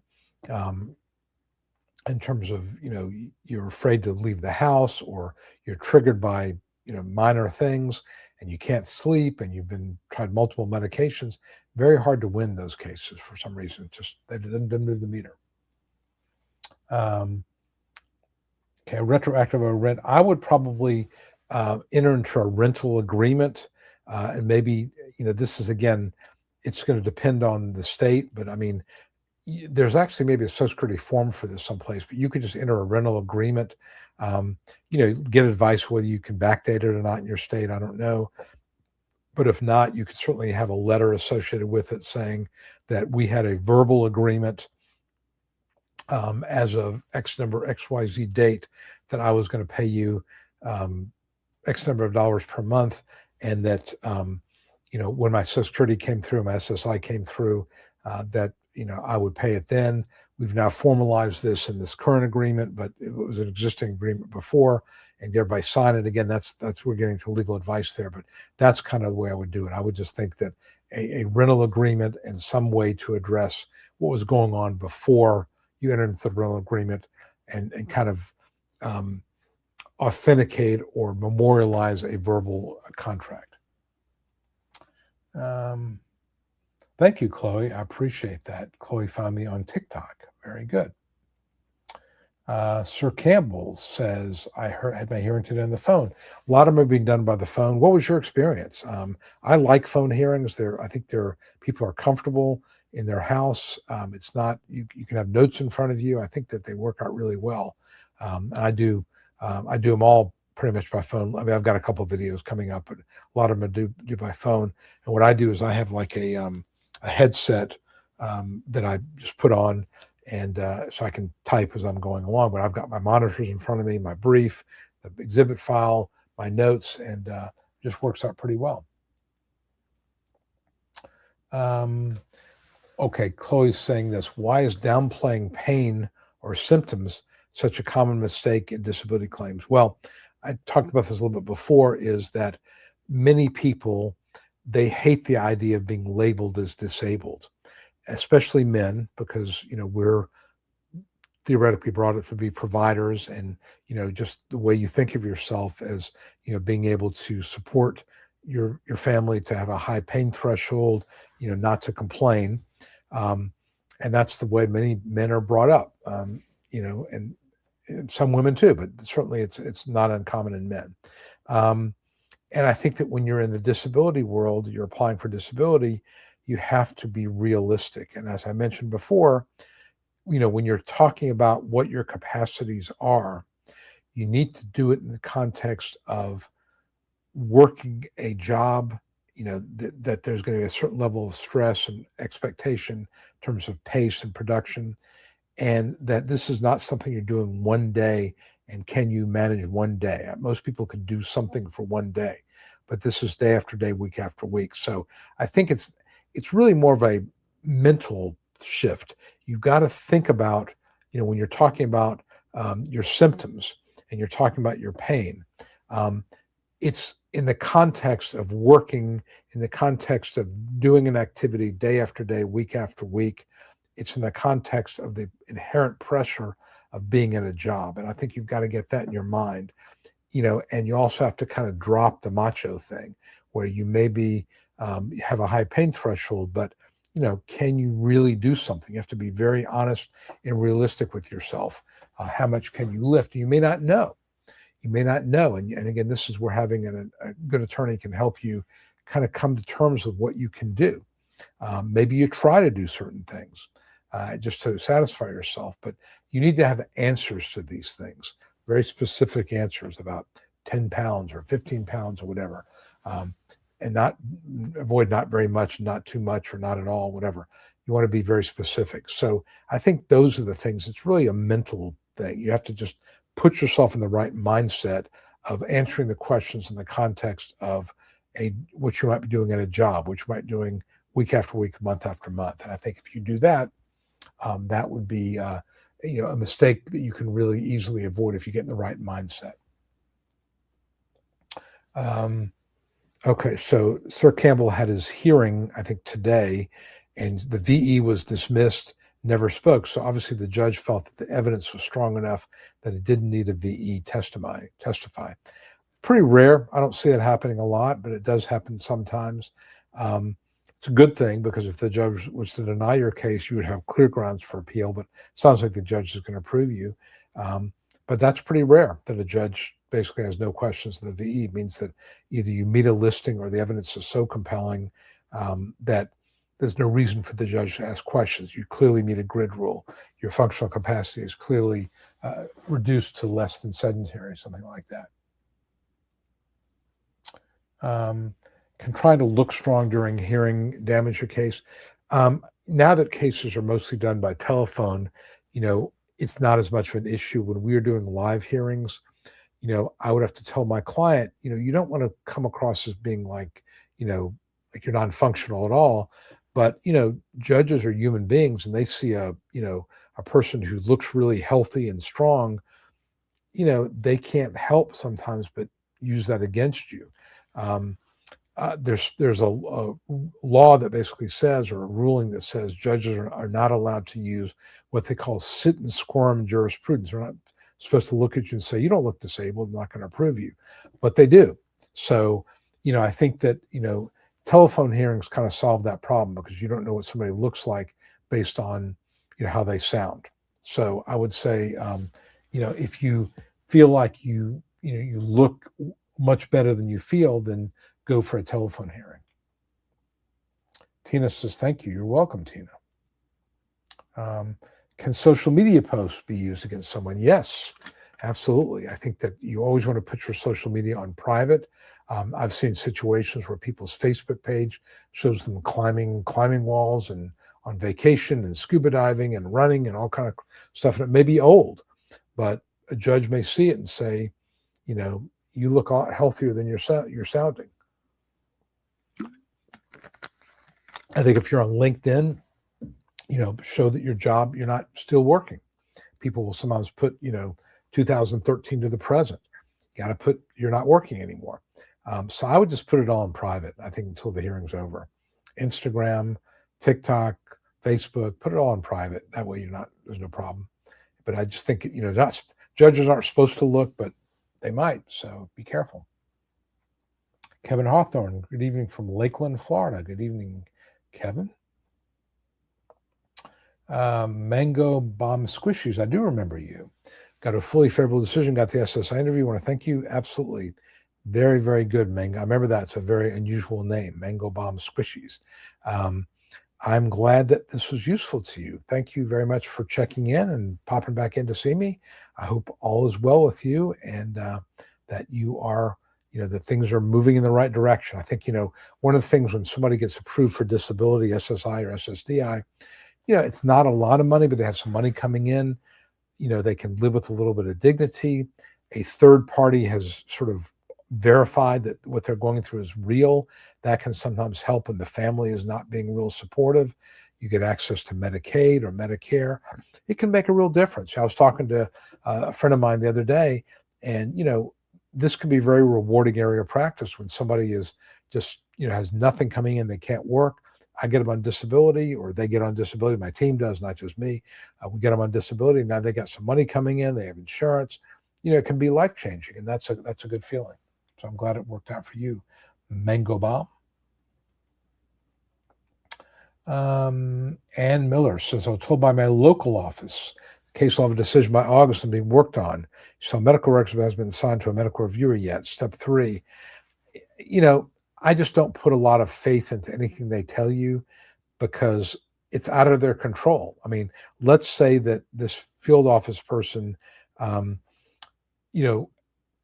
was observing or is responsible for assigning it to a medical reviewer, a medical expert, and their, or I guess they call them a medical specialist. Well, what happens if the medical specialist is backed up by, 8, 10 months? It's out of the hands of the local field office. So it doesn't, this is what they hope. And they want to tell you this because they want it to work. They want it to happen quickly. But until it does, it does. But I just, you can't assume just because they tell you this is what they expect to happen, it's actually going to happen. All right, Gregory Adams says, I just moved my case from South Florida to Georgia, maybe to speed it up. Shorter waiting list. I go now September. I think it's going to depend on who the judge is. There's some good judges in Georgia. I'm in Atlanta. I've been in hearings all over Georgia. There's some not so good judges, but the same goes for Florida. So, there's obviously judges in Georgia who have more capability, more availability than the ones in South Florida. So hopefully that will get you to a hearing faster. Okay, I think we've already talked to Saint. How can incorrect job descriptions make it easier for them to deny benefits? Well, I mean, I think that, the VE or at the administrative stage, the adjudicator is looking at your function, your job report, how you describe your job, and they make and the vocational people there are going to look at that, and they're going to decide on what your job title is, what the DOT code is. And so it's important to give a really clear picture of what you did, because, again, I've seen cases where the state agency came up with a DOT code. At the hearing, the vocational witness said, that's not right. It should be this. And maybe the one the VE came up with is makes it easier for you to win. There's less transferable skills. It's unskilled or semi-skilled instead of skilled. So, yeah, you need to be as descriptive and accurate as possible. Again, being specific with, lifting, how many pounds, walking, standing. If anything, talk about what the job requires, even if you didn't always lift 25 pounds, but if you needed to, that was part of the job. 25 pounds is occasional lifting. So, you answer those questions in a way that would be an accurate picture of what the job required, because if it's inaccurate, then you could be wrongfully denied because the VE thought that you were doing less than what you were doing, or you're doing something different than what you actually were doing. And at the hearing, you may have to explain to the judge why, their understanding of what the job was is very different than what it actually was. So better to do it on the front end. Figment says, had a lawyer that says, you're cut and dry, slam dunk. You get it and you get it right away. 9 years later, you're still fighting. Yeah, there is no such thing as a slam dunk in Social Security, unfortunately. So you found that out the hard way. Sepsis after spinal fusion, infection, nerve damage, hearing issues. Interesting why they would turn you down with all that. It just seems to me that that's a winning argument. And you must have had a really bad judge. Except for the file indexing posting, is there any actual adjudication occurring on a case at least a month before the hearing? As my friend Elise told me, many judges wait until the week, maybe 2 weeks before the hearing, usually the weekend before, to look at their files. So, what she also said was, and actually I had a retired judge tell me this too, if you request an on-the-record decision as opposed to writing a pre-hearing brief, it says on the record, the judge will look at it ahead of time. Doesn't mean they're going to grant it, but they'll look at it ahead of time. So if you have an argument for on the record, make sure it says it very clearly, and the judge will look at it ahead of time. The flip side, the downside of that is if the judge says this is not really an on the record, he or she may resent you for wasting their time. If it's good faith, I don't think that'll be a huge issue, but just got to be careful. I'm just careful. I just, I don't claim on the record unless I feel like I really have it on the record. I had one a few weeks ago where I asked for an on the record. Judge wouldn't do it, but awarded the case anyway. So that can happen too. Mango Bomb, $1.99. Thank you. Very good. Much appreciated. Much appreciated. Thank you very much. Okay. Could you explain how SSDI benefits write off some of the medical benefits for Medicaid? Um, okay. So basically, Medicaid is a medical insurance program for people with very low income. And if you get approved for disability, the money you get from disability from SSDI may may increase your income level to the point where you don't qualify for Medicaid anymore. So you get SSDI benefits and you get Medicare 2 years from date of first payment, but depending on when that is, you may lose the Medicaid and not get qualified for Medicare for 4 or 5 or 6 months. There may be a gap there, but that's what's going on. It's just that the um, SSDI sort of counts as an asset that would be used to reduce SSI or Medicaid because you're not as low income as you were. That's really what it boils down to. Thank you. You're very welcome, Donnie Doomsday. Okay, so Mango Bomb is waiting for your SSDI back pay. If it doesn't come soon enough, contact your elected representative. Let them run some interference for you. Have them contact Social Security and get that thing moving. I've done that a few times. I've had a couple of cases where they just sat on my money as the attorney for years. Contacted my congressperson. They made a few phone calls, and boom, it shows up. So I would definitely not hesitate to contact your elected representative. Has Drupal something Marquez? Can I get disability being on a 1099? Just had another Vertigo episode.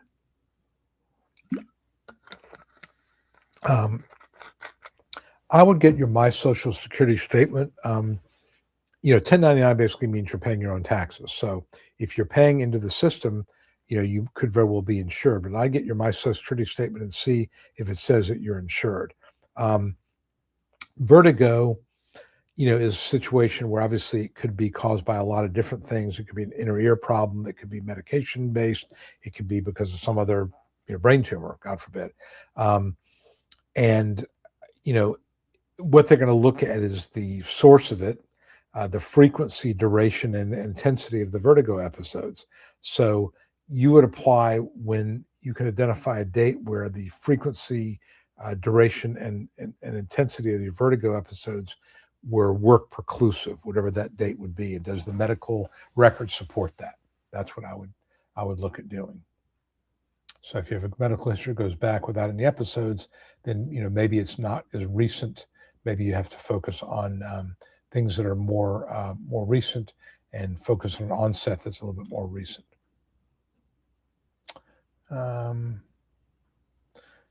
Okay, let's see.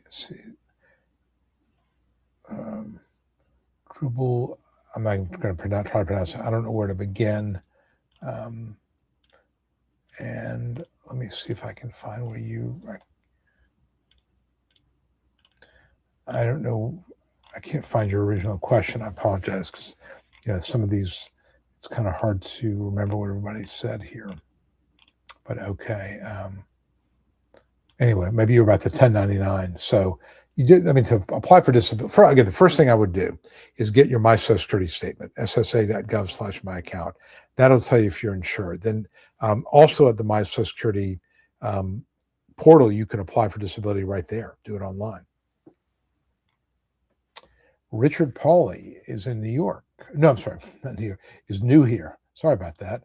My SSDI being reviewed. It's been 90 days. Sure, wait till the letter go there online. So I think it almost would appear, Richard, that you've been approved and now you're under review.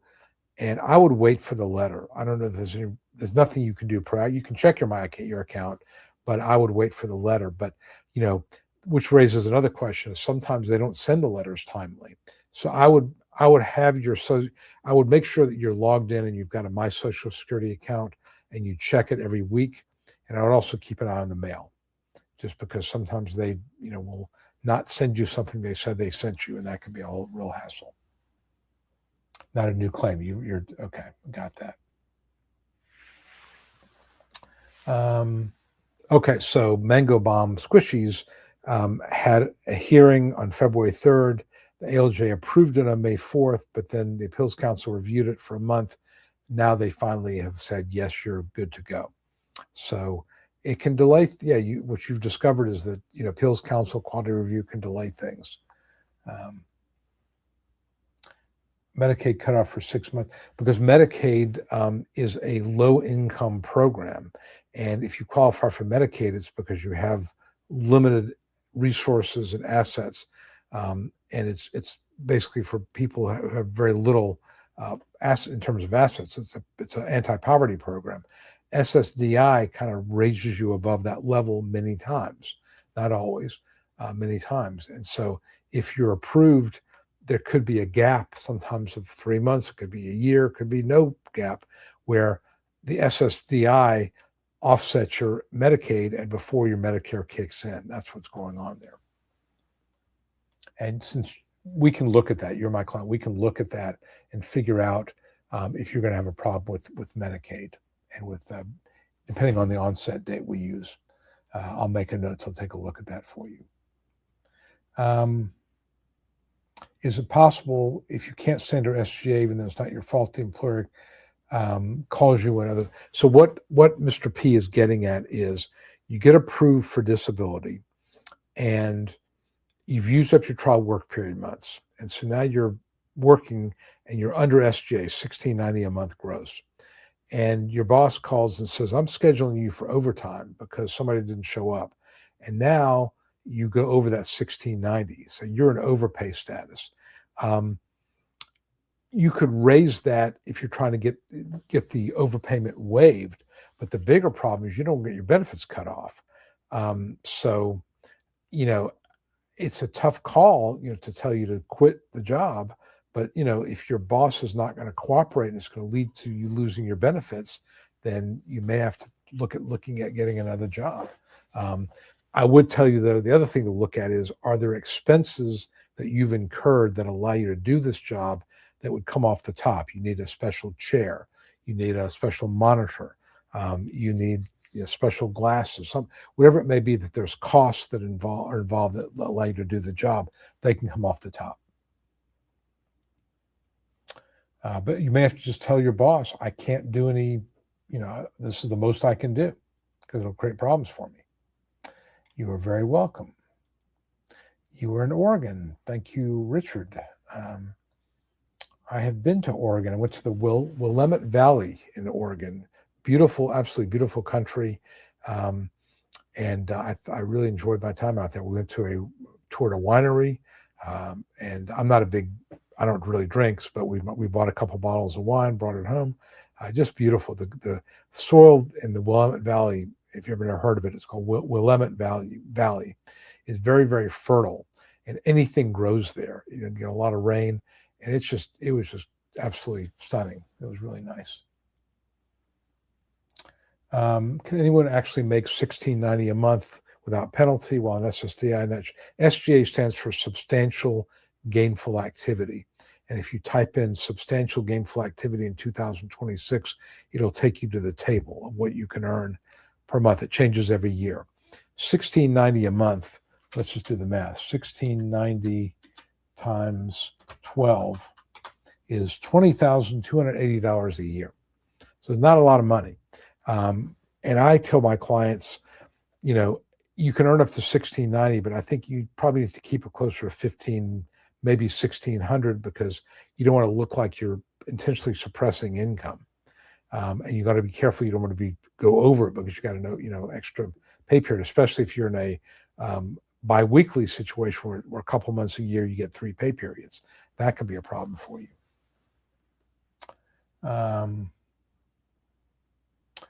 Mango Bomb says, my last comment, big tip, the NACA program will allow you to use your Section 8 voucher for 15 years, cover a mortgage. If you're disabled, then it will be 30 years. What is the NACA program?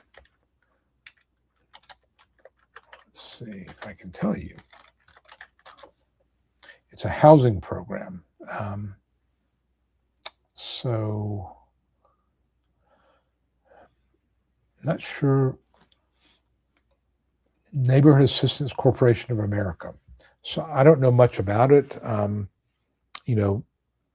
it's something to look at. And again, they've got a website, naca.com. So, again, I don't know much about it. So I will, maybe Mango Bomb can tell us more about it, but it's not something I'm aware of. So it says that they obviously help people low income get into housing, which is good. Okay. So vertigo, this is a gentleman with vertigo, lost hearing in one ear, off balance, can't drive. That's going to eliminate jobs requiring balance and driving, climbing ladders, ropes, and scaffolds, unprotected heights, but it's not going to necessarily eliminate, you're sitting and putting ink pens in a box. So that's going to be kind of what you got to figure out, is what you can still do, and is that going to be a problem in a Social Security context? Okay, so Mango Bomb has got a lot more information about NACA. I'm going to save this and take a look at it. Interesting. Richard, you're in Willamette. Okay. Well, it's really cool. We stayed at a place called the Allison Inn, which was, they have like farm to table. It was really, really good. We have some friends that are, they used to live in Atlanta, now they live in New Orleans, but they're real into their wine. And they had the local wine shop. They were friends with the guy, and he knew somebody who knew somebody, and he got us all these tours.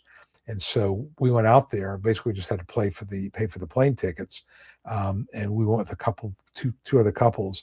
And like I said, I'm not a wine person. I mean, I can tell a really good bottle of wine from not so good, but I couldn't tell you, Pinot Noir from a, whatever. I'll drink what I drink every once in a while, maybe every 6 months on a glass of wine. I'm not a wine person, but we go out there. And so when you go to a wine tasting, whether it's in California or Oregon, they can start early. And so what they do is they give you like samples of the wine, and you take a little sip and you swish it around and you spit it out, because otherwise you get hammered, and you're drinking wine at 9 o'clock in the morning.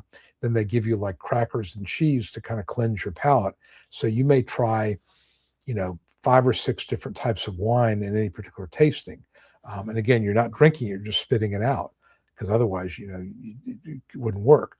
And then you're having little snacks in between. So it's an interesting idea. Then you learn all about how they make wine, and the barrels they use, and the vines they use, and the soil. I mean, like I said, it's more than I could really understand, because that's not my thing. I'm not into it.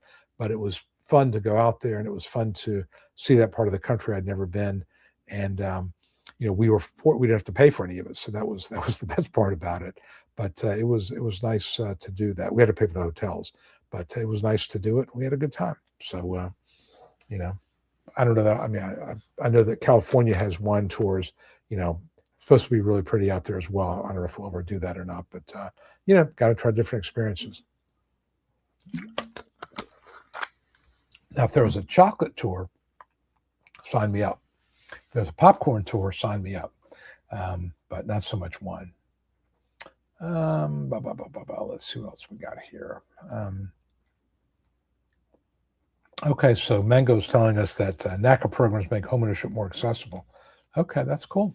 That's cool. I will look into that, see if I can get more information about it and share that. Good question. Vibrant Flow. Is SS data? No, you get one or the other. It's the same trust fund, and you typically get the higher of the two, but you don't stack them. You don't get both. You don't get retirement and disability. Once you're on disability, it turns into retirement at full retirement age. RIP. They agreed to a remand. Okay, RIP.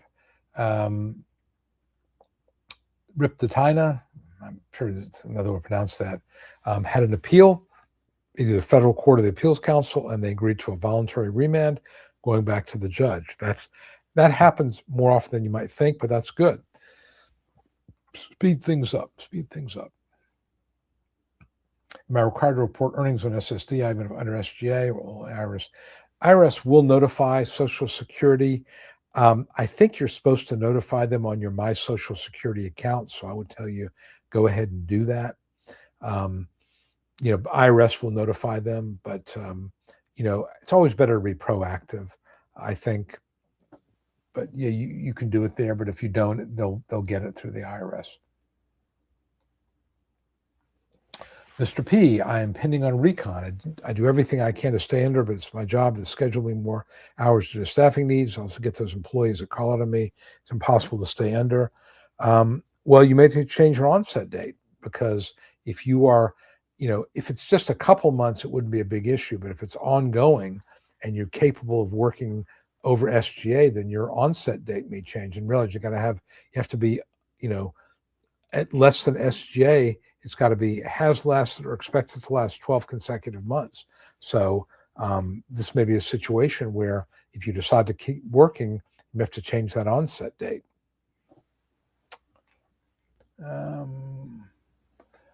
What are you waiting for, love? Hello. You obviously weren't waiting. Hello, how are you?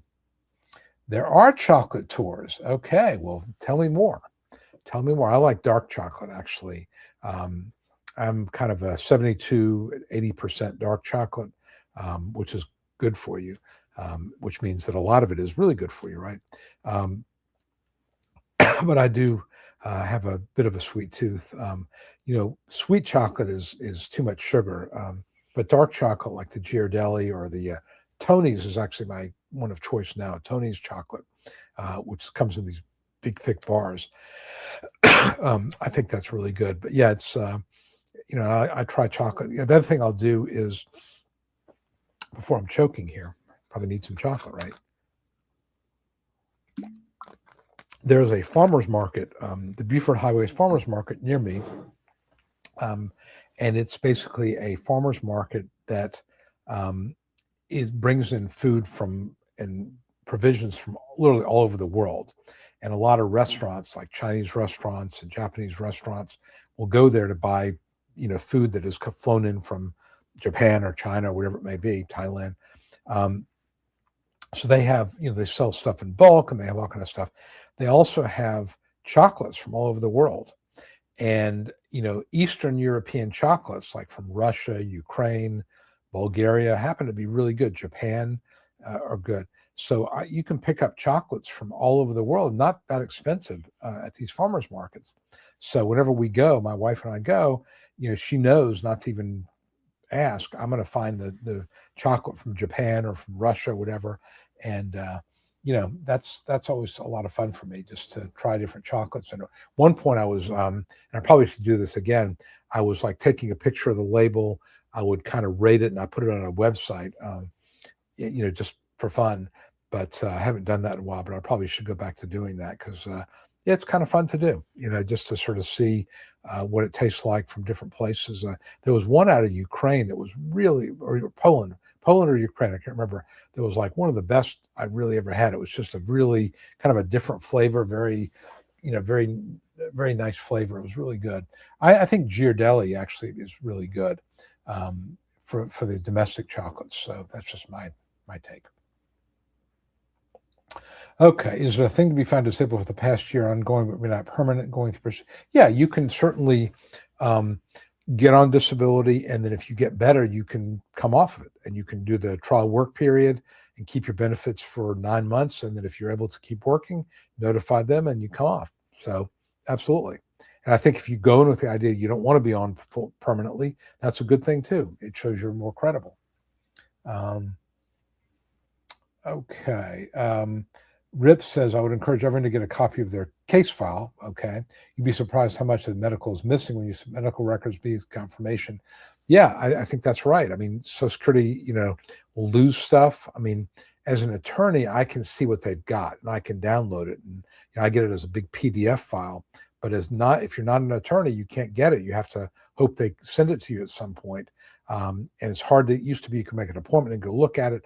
Hard to do that now. But yeah, get a copy of the case file if you can. And if you have an attorney, ask your attorney to send it to you. Ghirardelli, and I have been there in the Ghirardelli factory in San Francisco years ago.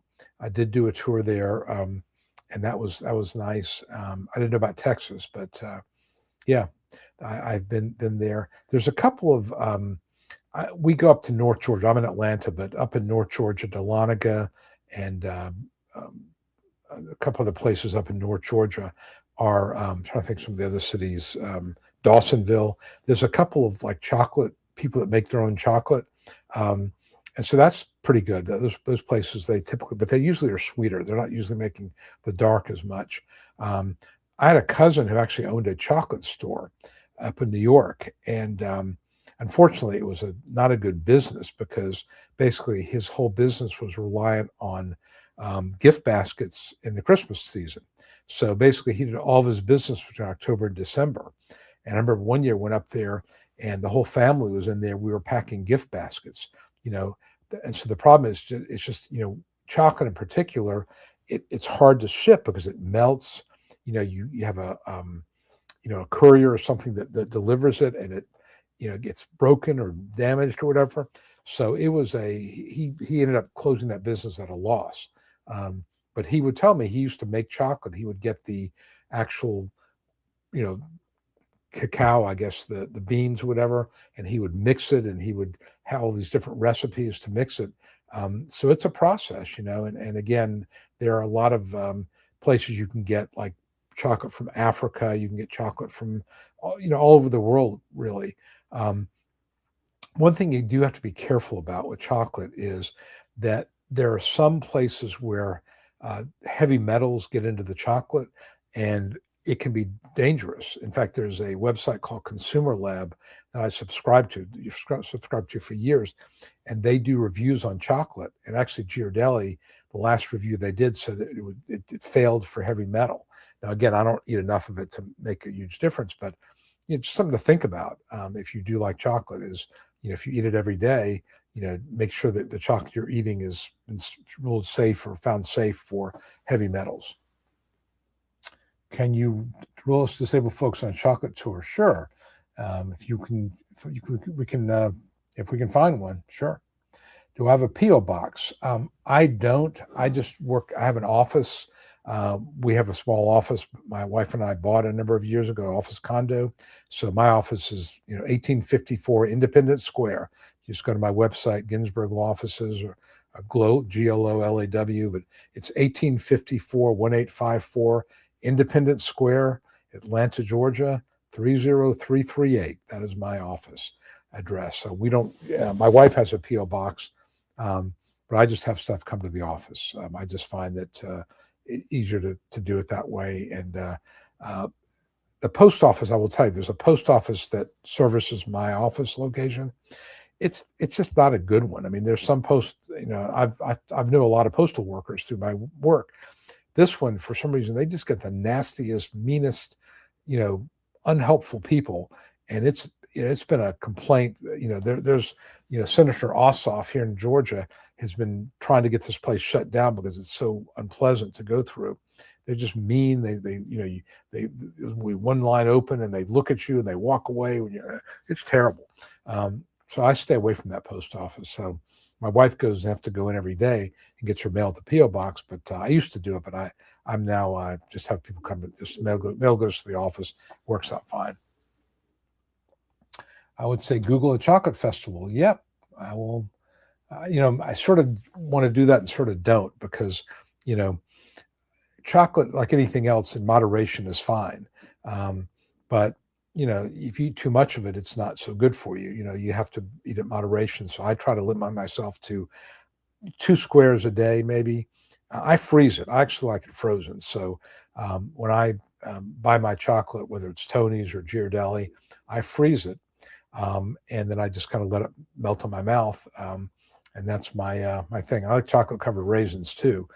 Those are not quite as good for you, but I like that. And I don't like the chocolate with all the crap in it. I don't like it with, berries or rice or this or that in there, pistachio. I just like plain dark chocolate. That's my thing. How intense is the review?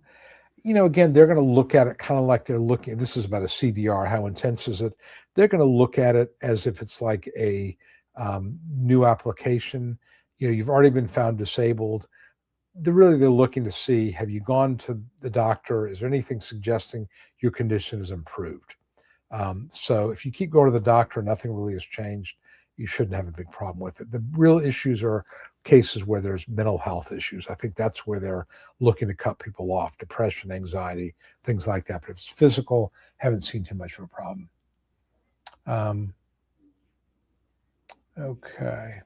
So you live alone, so you just can't quit. Yeah, this is a problem when you're working part-time and they're forcing you to work more hours. Yeah, I don't know what to tell you. You may have to just change the onset and look at that. That's the only thing I can really think about. How do you figure which is higher? That's usually about the same. But if you get your My Social Security statement, it'll tell you exactly what you're going to get for both. But they're usually about the same. All right, so Candy makes note that the 9-month trial work period, that's correct. It's in any rolling 5-year period of time. So if you work a couple months in 2026 and a couple months in 2027, and a couple months in 2028, you can, use up your trial work period months. Those 9 months, it could be over 5 years. And after 5 years, the previous months roll off. So let's say you worked in 2020. Well, now we're in 2026. Let's say you got approved in 2018 or whatever, and you worked a little bit in 2020. Well, now the look back is 5 years, and it's rolled. The 2020 is rolled off. 2021, most of it's rolled off. So, it's not just 9 months, but it's 9 months in any 5-year period of time. Just had a parasoggeal hernia stomach, rotator cuff. Yeah, I mean, those are pretty serious conditions, pretty serious. High risk medications, Klonopin. Yeah, I mean, that's, again, your age is going to be a factor here, but I mean, that's the type of medical problem that you can see why that would be work preclusive. So I think that sounds like a pretty good argument to me.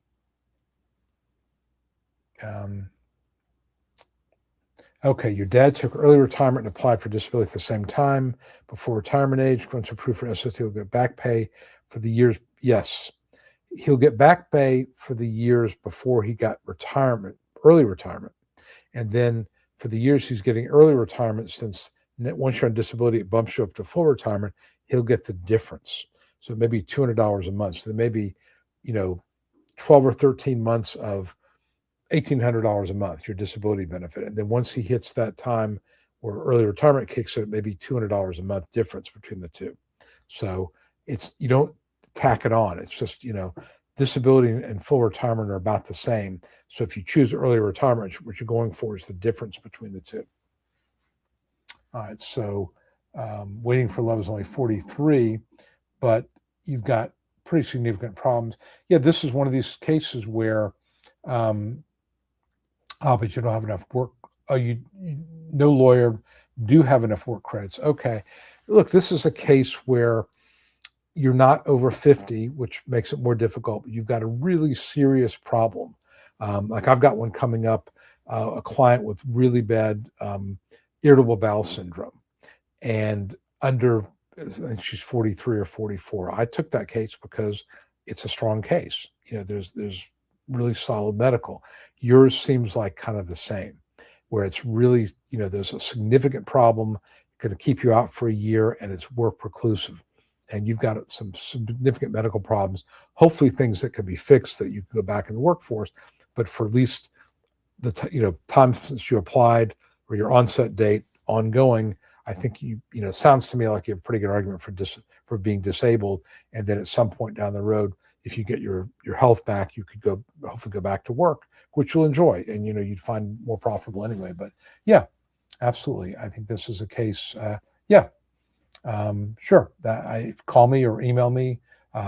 Just go to ssdanswers.com, fill it out, and I'll get back to you the next day or so. We can talk about it.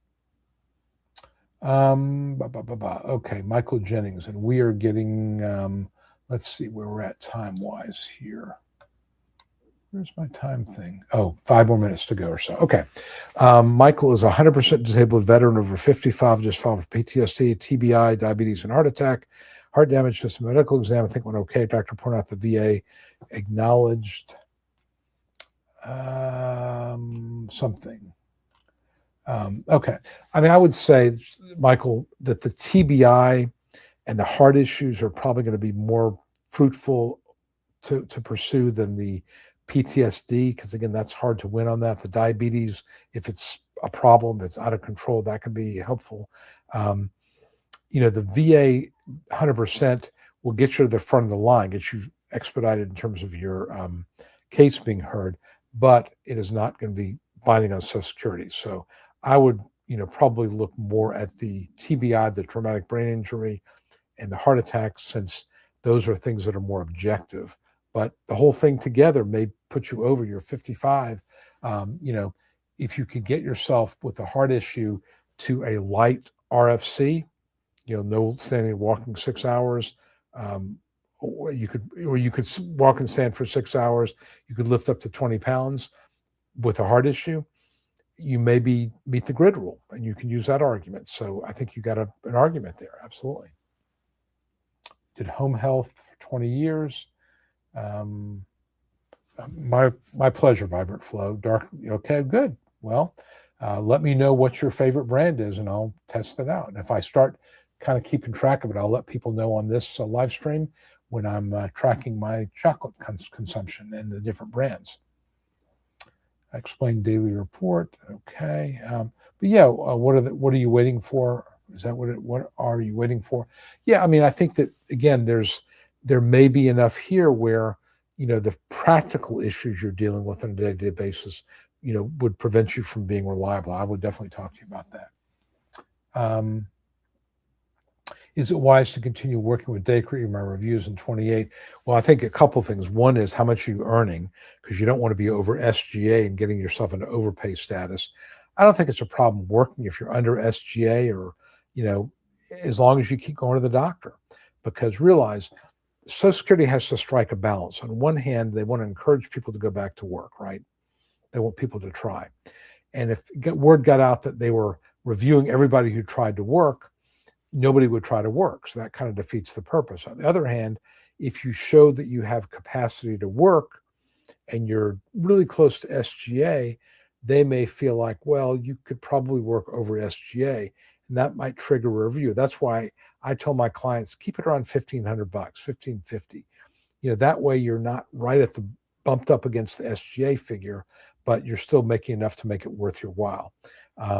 So I think it depends on what you're earning and whether it's going to be an issue as far as not getting into overpay status. Yeah, they'll look at it. I mean, that's something they're always going to look at, but it's I don't think it necessarily hurts you if you're under SGA. Okay. If you haven't worked in a year, that doesn't matter. That's not a big deal at all, and that just make sure that shows that you've satisfied the 1 year,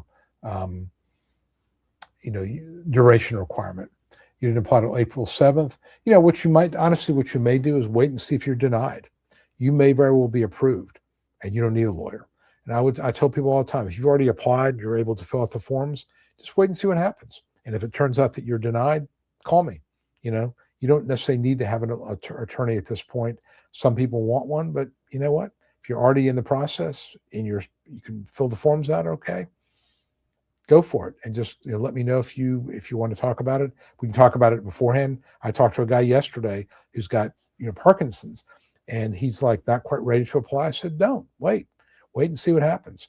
And there's no reason to jump into it. It's a big step to take. And if somebody's already applied, I'll say, hey, let's see what happens. Let's just wait. And then we can jump in if you need me to at some point down the road. Mental conditions, again, those can be disabling, but they've got to be pretty significant. Okay, all right. Yes, if you have a minor child, you can get auxiliary benefits, which is helpful, which could be up to 25% of in addition to what you get, but representing 25% of your pay. Cynthia, have a good evening. Good to see you, Cynthia. Hope you're well. Don't know much about Ticket to Work, so I don't want to answer that. I can't. I don't think we could say judges don't care about mental health. I think it's just hard to prove. because there's no way you can't take an MRI of your brain and see depression. That's the big issue with mental health. It's got to be proven other ways, and it can be hard. And I think people, there's a perception that people fake it. I think that's why they're so hard. But there are indicia of severity, inpatient hospitalizations, failed medication trials, suicide attempts, things like that, that I use all the time to show that mental health is either a major or contributing factor. Okay, we are now at 2 hours and 40 minutes, 2 hours and 2 hours even and 44 seconds. I'm going to go ahead and end right now. I appreciate everybody joining me. We'll see you again next week. We can talk more about chocolate or anything else you want to talk about. I will have a haircut because I'm getting one tomorrow, so I don't look like a ragamuffin here. I hope to see you all next week. Have a great weekend, great rest of your week, and we'll do it again then. Take care, everybody. Bye-bye.